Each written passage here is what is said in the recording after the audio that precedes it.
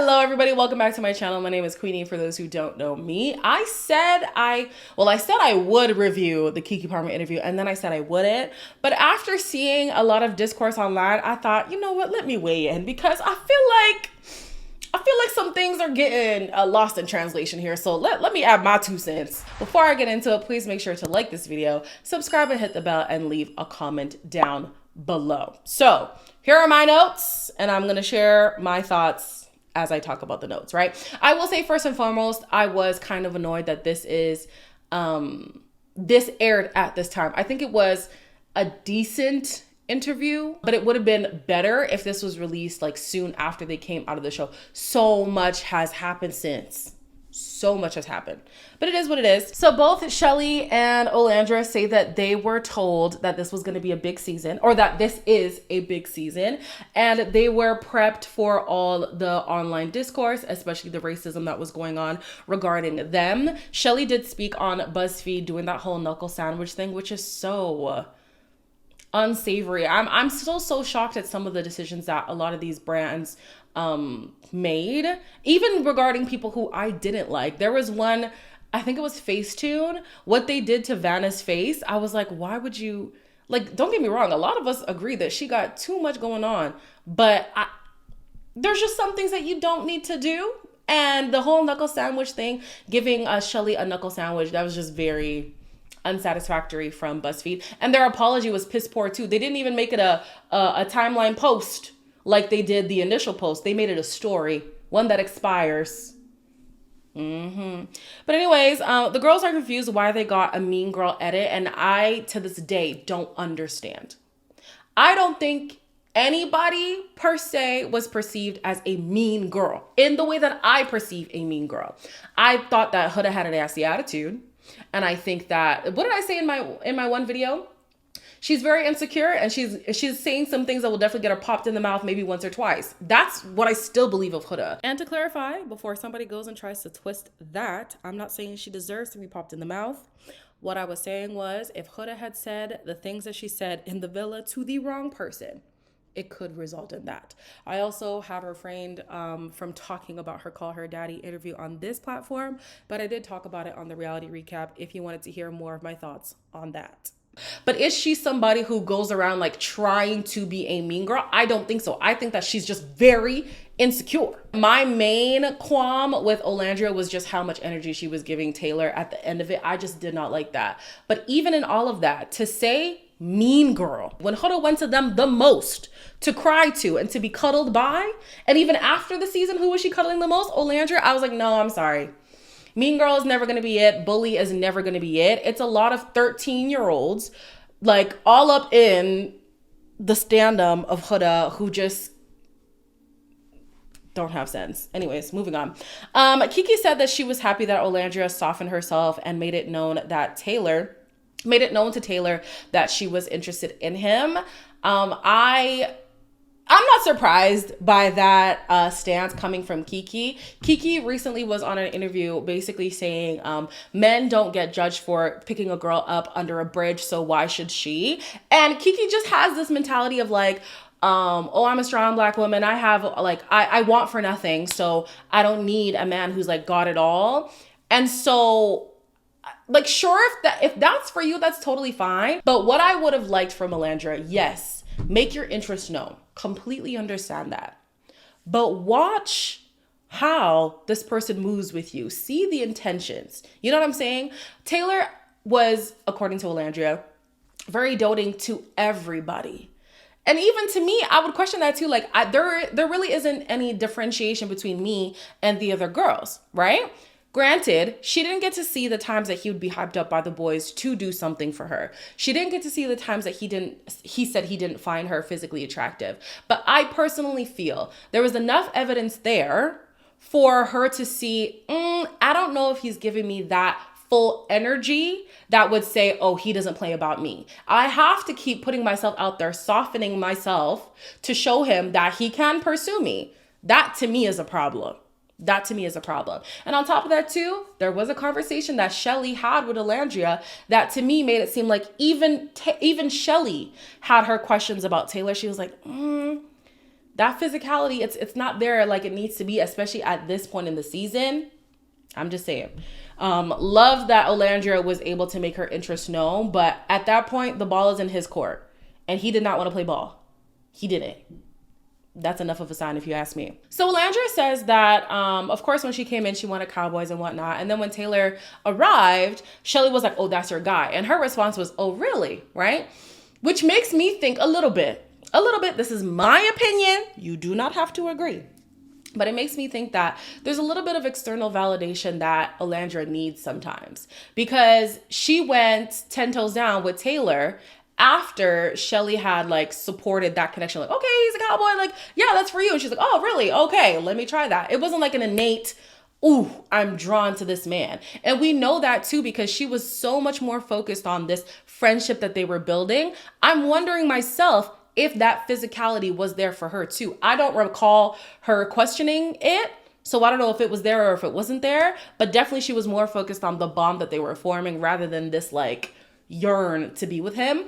And the same thing happened again with Nick. I had been saying that a few times she would ask for approval. Approval isn't necessarily a bad thing, but it is something that she was looking for. And once people approved of her pursuit of Nick, or Nick's pursuit of her, whatever, then she went in full force with him. It's not a bad thing.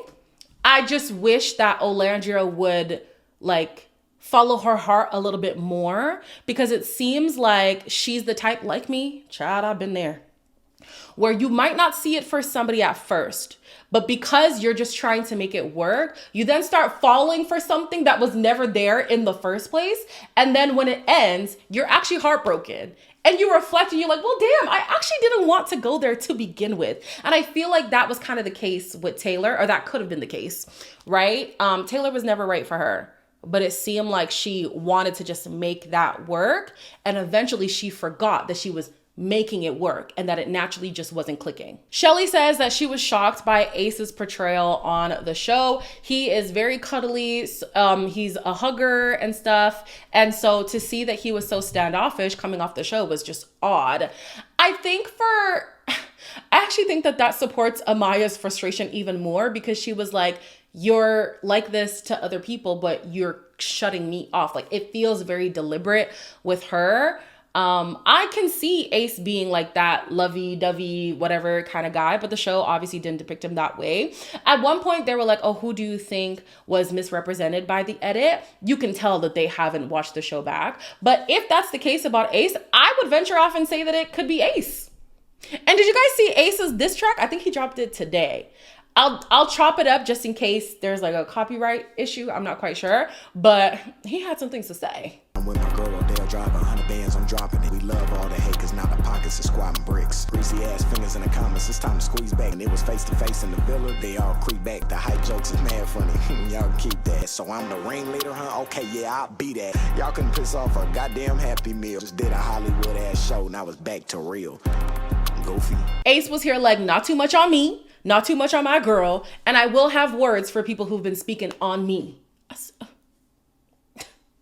All right now. I feel like there's a lot of like energy building towards the reunion, but are we gonna get like a hot reunion? I don't know.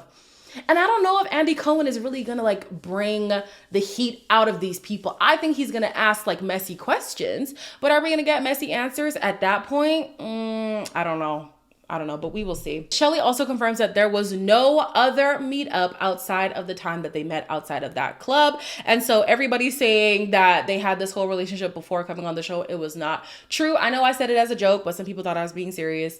I believed that they only met that one time. However, there are other people on the show who all knew each other. Apparently, Ace and Jeremiah used to work together. Apparently, Chelley knew Andreina as well as Amaya. We knew the Amaya thing. There was just a lot of intermingling. I'm sorry, guys. This whole influencer thing, I can't. It's enough. I'm tired of it. It just...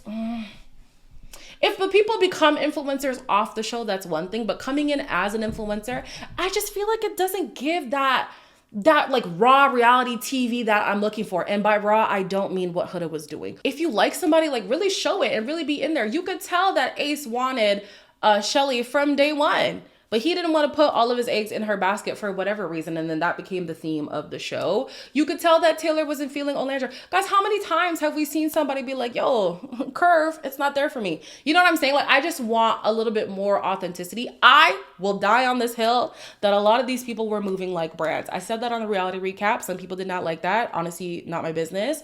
I feel like a lot of these people were moving like brands, and it showed.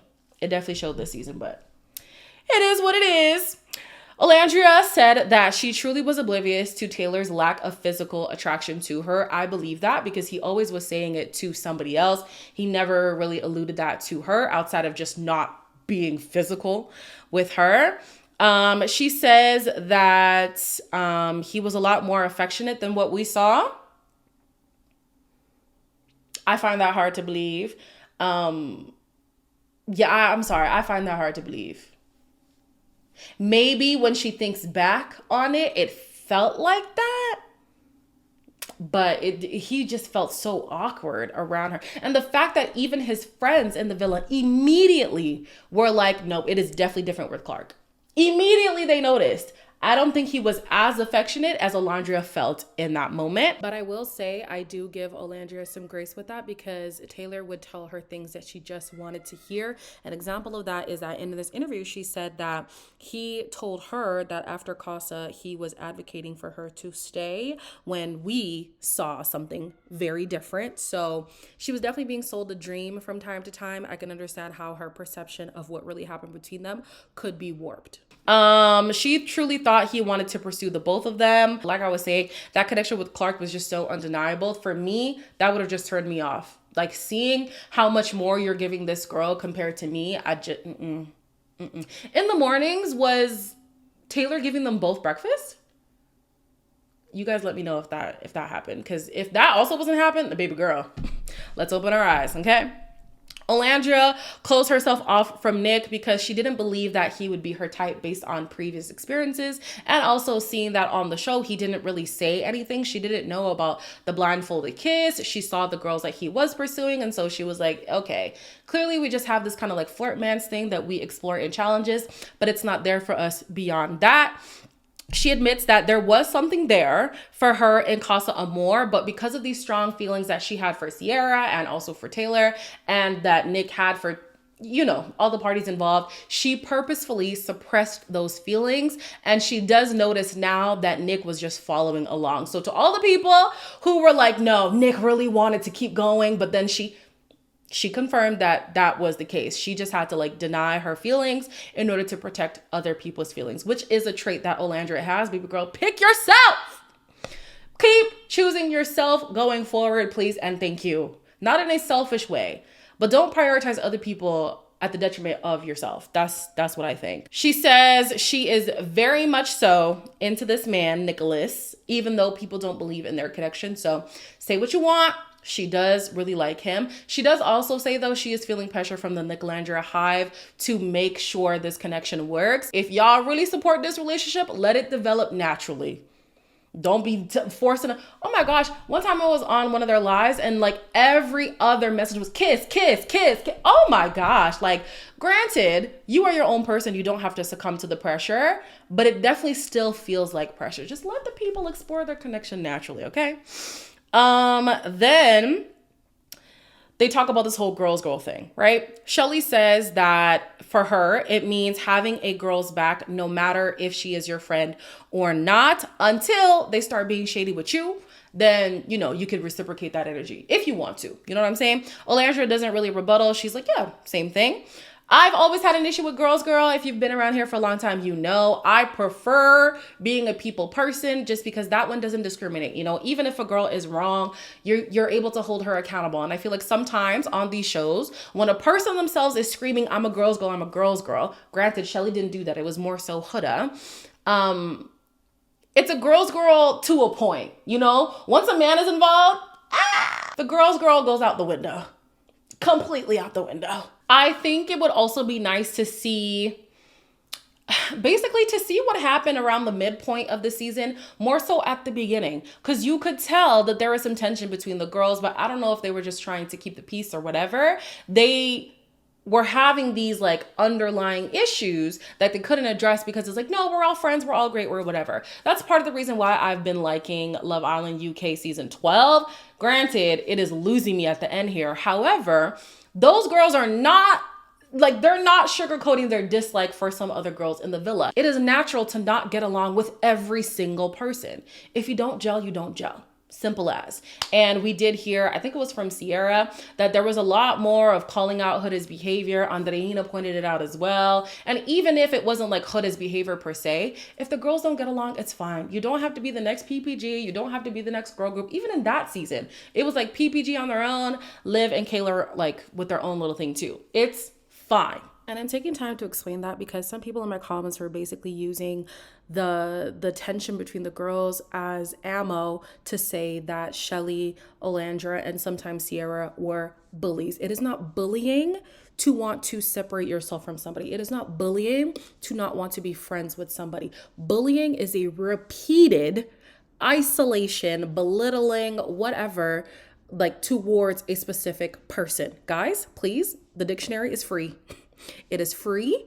Choosing who you want to associate with does not make you a bully. It's totally fine. Be true to yourself. You don't all have to get along. It's totally okay. Then we have Chelley, who says she still stands by her actions in the whole heart rate challenge and the whole stand on business thing. Huda herself did admit that it was over the top. Now, she did change her tone when she was on Call Her Daddy. So that was interesting. But yeah, everybody who I've seen talk about the heart rate challenge says that Huda did too much. Even on the show, we saw her admit that. I still understand Chelley when she was like, the principle is that, number one, as my girl, you wouldn't cross that boundary if you really, were my girl. And number two, you had rules that we adhered to. It would have been nice if you did the same for me. And the whole bringing back Chris thing, I don't know how many times we have to rehash it. Even Huda herself has admitted that she did bring Chris selfishly. And that's not to say that she didn't also account for Chelley being in the equation. She just didn't realize that Chris was still so hung up on Chelley. And so whenever she would get cute and look nice and whatever, he would talk to Chelley and that would piss her off. We remember the pancakes thing. He gave her 2 pancakes. He gave her a flower. She didn't get any of that, right? So yeah, Chelley is like, she's made it seem like this was like a me and you thing, but it was more for her than anybody else.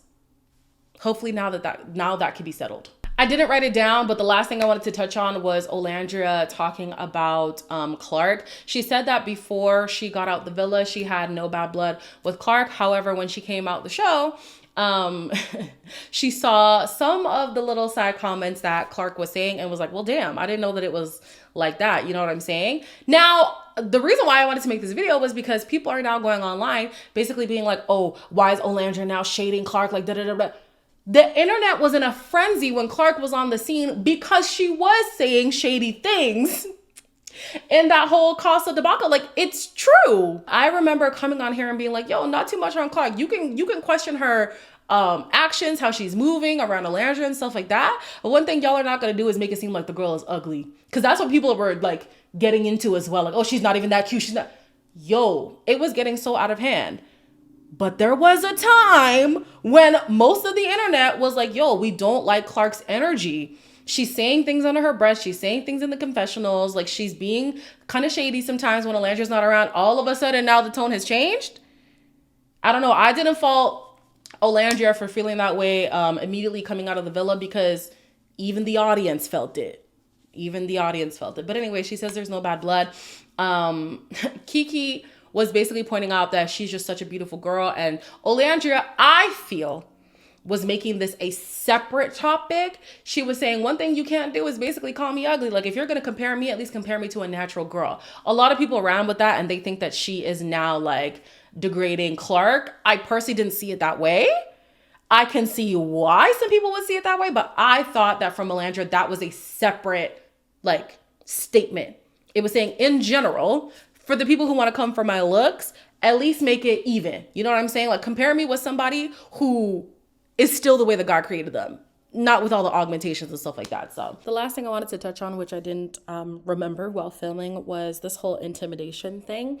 I remember there was a little bit of a conversation happening in my comments where people were saying Amaya wouldn't have been so widely received if she was dark-skinned.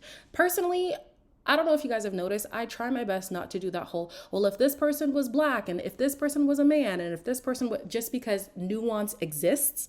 And I don't think it can be an exact comparison just because you're superimposing a different gender or a different skin tone. It's not always like easily transferable, especially because we had somebody like Serena, who I believe had a similar crash out in terms of intensity compared to Amaya. And she went on to win the show. Whether or not you believe that was because of Cordell, the fact remains that she won the show. However, Chelley and Olandria proved, as the dark-skinned women that they are, they didn't even meet Amaya's crash out and definitely did not meet Huda's crash out and still were villainized immediately. And this is a plight that a lot of Black women face. I want to point it out for them specifically and their specific experience. They were turned on quite quickly. And I don't mean turn on them in terms of like, oh, they're not my favorite anymore. Like, whatever, it is what it is. But like the brands, the memes that were being made, the death threats, the comment section, the attacking, the doxing, the everything. It got completely out of hand because these women decided to speak up. And Alandria said that sometimes even saying something in a stern way, you get painted as this big bad villain when I'm just self-assured or I'm just saying something strongly. It doesn't, make me any more intimidating than the next person. And so it was frustrating to see that. Again, nuance exists. And I do think that although Love Island does tend to not favor dark-skinned women, this to me has been the biggest example of that. I can't necessarily say that if Huda was a Black girl that she wouldn't have gotten the support that she had. We don't know. Nuance exists. We don't know. But what is true is that Olandria and Chelley were turned on quite quickly for behavior that paled in comparison to what some other girls were doing. And it was frustrating to watch. Anyways, those are my takeaways from the show. I remember they did a little game at the end there. Honestly, I wasn't paying attention at that point. Ace was called and he gave a very PR answer. Smart man. It'll be interesting to see the fallout coming from all of these interviews going on. I feel like because a reunion is like on the way, maybe like now would be the time to stop the interviews. Maybe now would be the time. Just because like by reunion time, what else would there be to say? You'll be so annoyed that number one, you probably don't want to talk, or number two, you'll go on another interview or on a live, air out your grievances, and then that'll be it, right? I'm thinking of Janae coming with her whole, paper receipts and stuff, and even they didn't let her air out her grievances. So even if somebody was to pile up this whole case against somebody, is the show gonna show it? I don't know. But those are my opinions on the interview with Keke Palmer. You guys let me know what your opinions were. I'm not asking you to attack mine, just asking you to share yours. As always, like, comment, share, and subscribe, and I'll see you in the next one.